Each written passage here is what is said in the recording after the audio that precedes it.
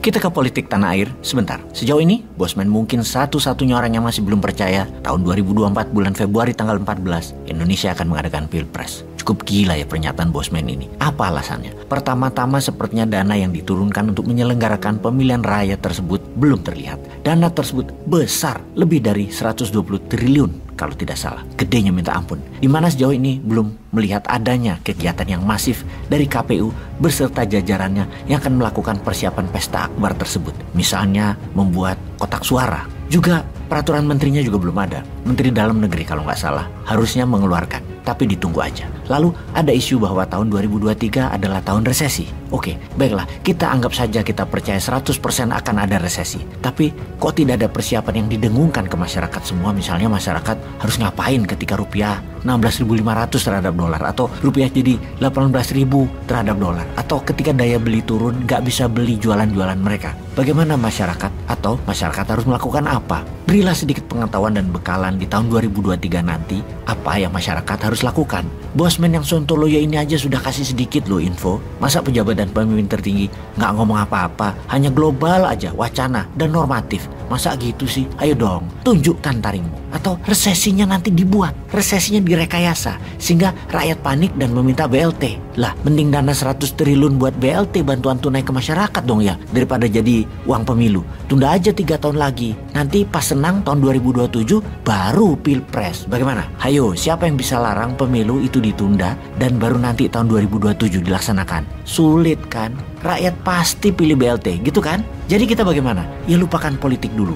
Nanti kira-kira di bulan Maret atau Mei 2023, nah itu ketahuan lah. Jadi apa enggaknya Februari 14 2024 Pilpresnya. Tuh, pada gak sabar banget ya pengen ganti. Bener deh, ada 2 kelompok besar di masyarakat sekarang.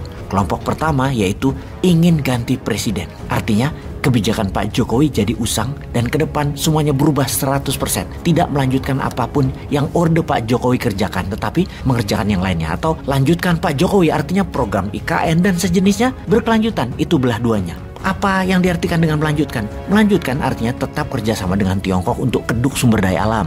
Bernegara, para elit oligar tetap di sekitar pejabat alias tetap membela oligar. Atau juga cara bernegara tetap dengan hutang pembangunannya. Dimana per hari ini sudah naik lagi.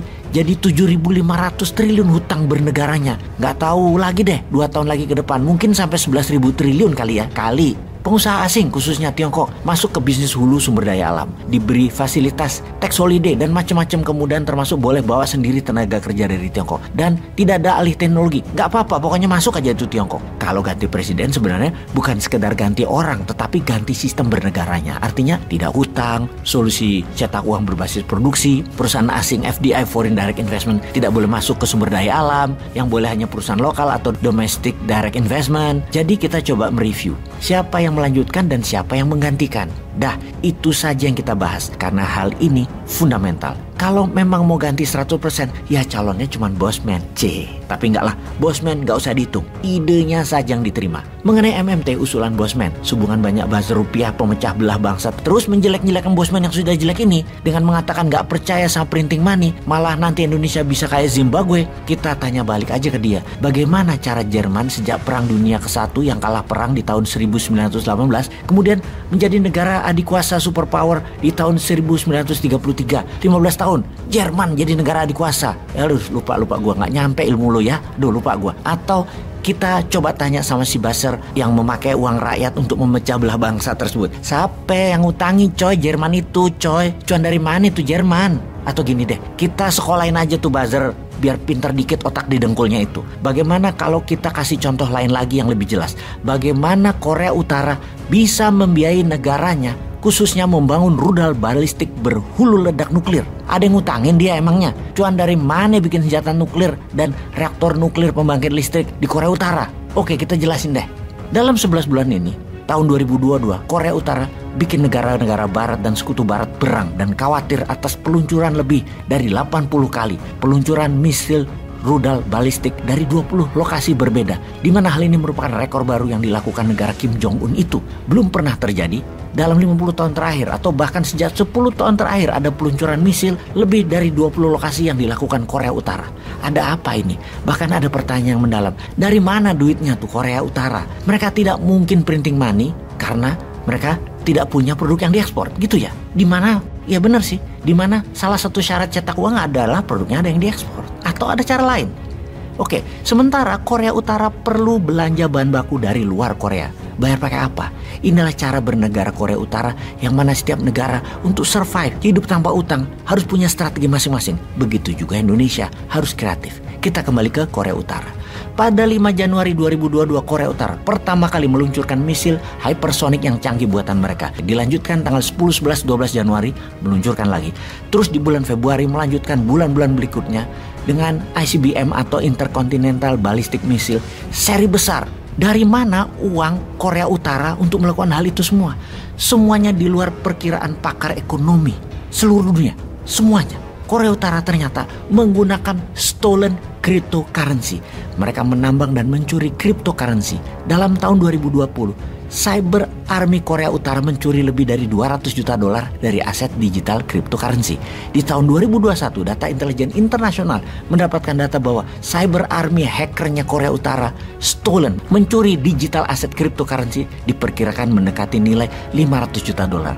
Bahkan tahun ini, Cyber Army Korea Utara sudah merampok nge-hack online game senilai 1 billion dolar. Data uang yang dicuri Korea Utara kalau dijumlahkan sejak tahun 2019 hingga saat ini adalah sebesar 3 billion dolar. Pyongyang mengumpulkan uang dari serangan cyber terhadap cryptocurrency. Korea Utara memiliki ribuan hacker kelas dunia di mana setiap tahunnya kampus militer mencetak ratusan hacker baru. Semua ini dikelola negara. Korea Utara melakukan strategi ini sejak tahun 2010. Digital aset cryptocurrency ini adalah dolar valuasi nilainya dan inilah underlying Korea Utara mencetak uang mereka di dalam negeri. Hacker Korea Utara kategorinya adalah ace cybercrime atau ace hacker, the best of the best dan jumlahnya ribuan. Mereka decoding Microsoft, mereka hack crypto mining, membuat virus komputer, memecahkan coding berbagai sumber kekayaan dunia termasuk kekayaan negara. Windows Operating System adalah sistem yang sudah dipegang codingnya oleh hacker Korea Utara sehingga bisa masuk di data 130 negara lebih lainnya. Hal ini sudah banyak didata oleh para counter hacker Cyber Army banyak negara maju dunia. Namun belum pernah sekalipun berhasil dikalahkan hacker Korea itu. Biro 121 adalah divisi serang cybercrime Korea Utara yang sangat ditakuti di seluruh dunia. Sangat canggih, rumit, dan jenius. Biro 121 adalah pasukan khusus cyber bagian dari elite agency spy-nya Korea Utara. Diperkirakan dalam tahun-tahun ke depan ini, hingga puluhan billion dolar akan dirampok di seluruh dunia berbagai digital aset selain kripto seperti NFT, saham, forex, dan banyak lagi.